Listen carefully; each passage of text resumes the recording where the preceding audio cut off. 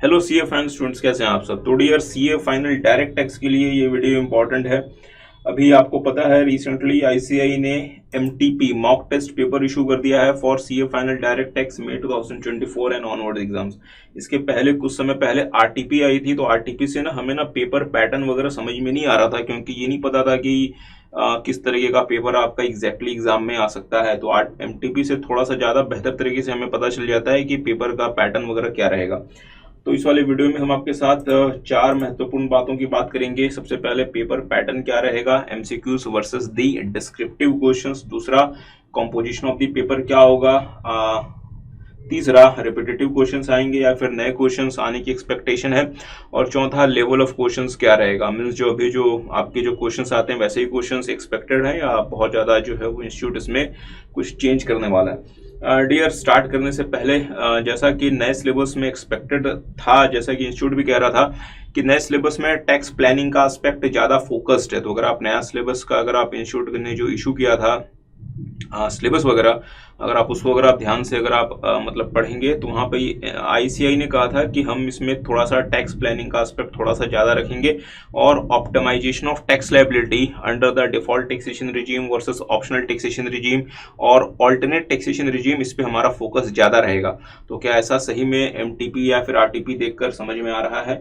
तो सारी बातें इस वाले वीडियो में करेंगे, ज़्यादा लंबी वीडियो नहीं होगी। तो जिन बच्चों के एग्जाम्स हैं अपकमिंग अटेम्प्ट में, उनको थोड़ा सा ध्यान देना चाहिए।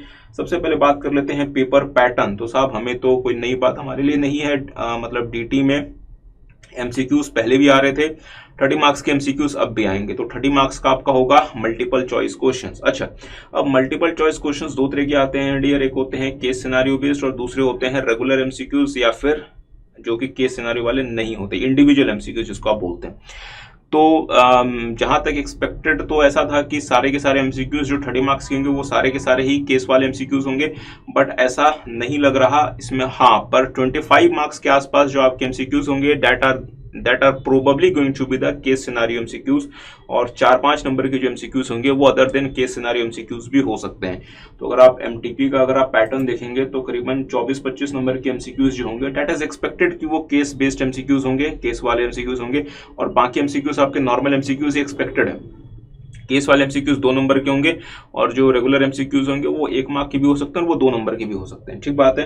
पर हाँ, 30 मार्क्स के एमसीक्यू आएंगे, एमसीक्यू ज्यादा नहीं आएंगे। और बाकी जो 70 मार्क्स है that is going to be the descriptive portion. Descriptive portion की बात करें तो पेपर पैटर्न कैसा रहेगा। पेपर पैटर्न आपका सेम है जो कि अभी तक आ रहा था। आपको क्वेश्चन नंबर 1 और से लेके क्वेश्चन नंबर 6 तक रहेगा, मीन्स 1 2 3 4 5 6।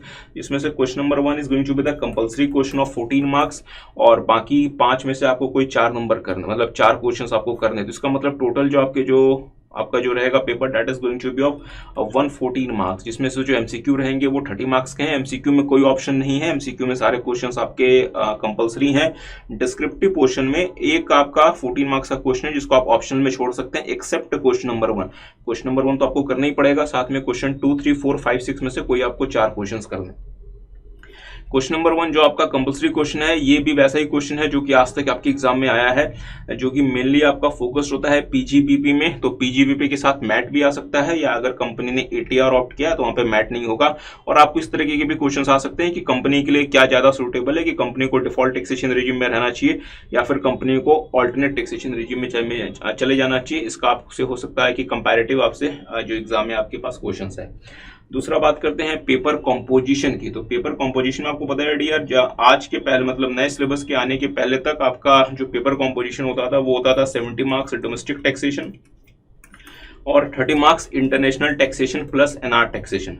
तो इंस्टीट्यूट ने इस बाइफर्केशन को खत्म कर दिया था। तो हमें ये नहीं पता था कि 30 मार्क्स का आपका इंटरनेशनल मतलब टैक्स वाला पोर्शन आएगा या नहीं आएगा।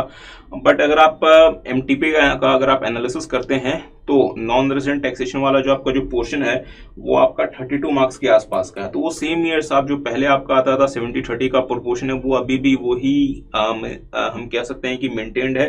तो आप जो है अकॉर्डिंगली अपना प्रिपरेशन करें। पेपर कंपोजिशन में भी कोई चेंज एज सच नहीं हुआ। जो पेपर कंपोजिशन पहले था 70:30 का रेशियो वो अब भी मेंटेन्ड। तीसरी बात करते हैं कि जो क्वेश्चंस हैं आपके वो नए क्वेश्चंस हैं या वो रिपीटेटिव क्वेश्चंस हैं। तो डियर एक्सपेक्टेड तो जैसा कि लग रहा था कि नए सिलेबस में, क्योंकि कुछ जो है ना कि सोर्सेज वगैरह जो इंटरनल सोर्सेज अपने आप को क्लेम करते हैं उनसे भी लग रहा था कि ये एक्सपेक्टेड है कि नए सिलेबस में रिपीटेटिव क्वेश्चंस नहीं आएंगे। बट चलें अब अगर आप इन दोनों का एनालिसिस करें, ये जैसे आरटीपी है एक तो आपके पास और दूसरा जो एमटीपी है, तो मैं आपको थोड़ा सा बता दूं। अगर आप आरटीपी को देखते हैं तो आरटीपी में मैंने ये पूरा एनालिसिस किया हुआ है। तो आरटीपी में अगर आप देखेंगे डियर, तो एक 5 नंबर का क्वेश्चन नया है, एक ब्लैक मनी का क्वेश्चन नया है और एक 5 मार्क्स का एपीए का क्वेश्चन है। तो जितनी भी जो आपकी आरटीपी है तो उसमें से सिर्फ 3 क्वेश्चंस नए हैं, या जिसको आप कह सकते हैं न्यूली ड्राफ्टेड क्वेश्चन है। बाकी सारे क्वेश्चंस रिपीटेटिव, एंटायर क्वेश्चंस में all the questions other than these 3 questions are repetitive. तो 5 नंबर का जो क्वेश्चन आपका नया है वो क्वेश्चन आपका डील करता है सेक्शन 50AA से। तो 50AA आपको पता है फाइनेंस एक्ट 2023 ने इंट्रोड्यूस किया था, तो ये अमेंडेड है बेसिकली। तो ये अमेंडमेंट वाला क्वेश्चन है, ये पहले था ही नहीं सिलेबस में। अच्छा, ब्लैक मनी भी आपका सिलेबस में नहीं था, तो ब्लैक मनी का क्वेश्चन भी नया हो गया। और तीसरा एडवांस प्राइसिंग अग्रीमेंट। तो एडवांस प्राइसिंग अग्रीमेंट आपके सिलेबस में तो है, बट क्वेश्चन जो है वो पहली बार मतलब हम कह सकते हैं कि न्यूली ड्राफ्टेड क्वेश्चन है।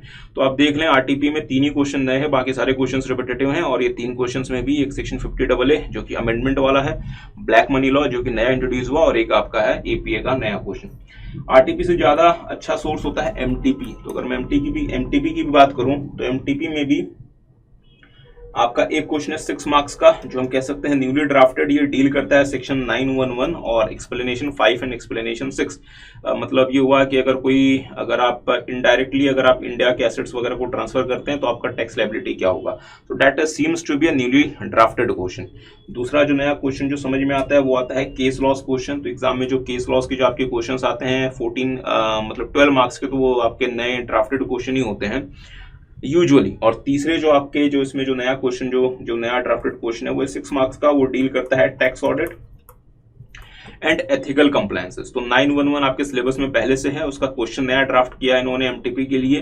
केस लॉस के क्वेश्चन हमेशा नए ही ड्राफ्ट होते हैं यूजुअली। और 6 मार्क्स का ये जो tax audit plus ethical compliance का जो क्वेश्चन है ये नया आपका सिलेबस में ऐड हुआ है। तो डियर जहां तक पेपर, तो ये 2 आरटीपी और एमटीपी देखकर तो कुछ ऐसा नहीं लगता कि बहुत ज्यादा कोई आपको जो इंस्टीट्यूट जो है वो कोई नए क्वेश्चंस देगा। इट इज मतलब कम से कम इन 2 चीजों से तो ये बात समझ नहीं आती कि जो है वो रिपीटेटिव क्वेश्चंस बिल्कुल ही नहीं आ रहे या बिल्कुल ही हमेशा नए क्वेश्चंस आएंगे। तो ऐसा हम कुछ भी कंक्लूजन नहीं कर सकते, because most of the questions are repetitive. अब एग्जाम एग्जैक्टली क्या होता है ये कहना मुश्किल। और लास्ट में अगर हम बात करें लेवल ऑफ क्वेश्चंस की, तो साहब लेवल ऑफ क्वेश्चंस में भी ऐसा कोई चेंज नहीं है। ये बिल्कुल कहना गलत है कि पता नहीं कोई बहुत जो है वो लेवल हाई कर दिया या लो कर दिया, ऐसी बात नहीं है। पहले ही आपके एग्जाम में जो क्वेश्चंस आते हैं उसका लेवल ठीक ठाक होता है। तो ये कहना कि लेवल कम आता है ये भी कहना सही नहीं है। और इस लेवल को बहुत ज्यादा ये इंप्रूव कर रहे हैं, इससे भी फिलहाल तो ऐसा कोई इंडिकेशन मुझे नजर नहीं आता। तो जो आप अपनी प्रिपरेशन कर रहे हैं डियर, उस प्रिपरेशन को कंटिन्यू करें। और पेपर का पैटर्न, कॉम्पोजिशन, क्वेश्चंस रिपीटेटिव आएंगे या नए आएंगे, या फिर लेवल ऑफ क्वेश्चंस क्या होंगे, मुझे लगता है सब कुछ सेम है जो कि एग्जिस्टिंग सिलेबस में चल रहा था, जो ओल्ड सिलेबस में चल रहा था बेसिकली। और अगर आप फर्स्ट टाइम अगर आप प्रिपेयर कर रहे हैं तो आपको ये बातें समझ में आ गई कि आपको कैसे देखना है। अच्छा, छोटी सी बात मैं ये बता दूं कि जो आप क्वेश्चंस वगैरह की प्रैक्टिस करते हैं वो तो करें ही करें, साथ में अमेंडमेंट्स पे इस बार ज्यादा ध्यान दें, क्योंकि अमेंडमेंट्स जहां तक मुझे लगता है कि अच्छा खासा इसका मतलब प्रपोर्शन होगा। और 2 नए चैप्टर्स जो आपके बिल्कुल ही नए ऐड हो गए, ब्लैक मनी और टैक्स ऑडिट, वो भी 10 नंबर के आसपास का पेपर कॉन्स्टिट्यूट कर सकता है। तो अकॉर्डिंगली आप अपनी प्रिपरेशन करें डियर। तो ये छोटी सी जानकारी आपको देनी थी। सबको बाय बाय।